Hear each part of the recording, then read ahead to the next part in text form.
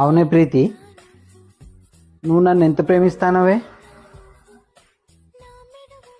మీరు నాకెంత ప్రేమిస్తారో నేను మీకు అంత ప్రేమిస్తున్నా. అంటే నాతో టైం పాస్ చేస్తున్నావు నువ్వు?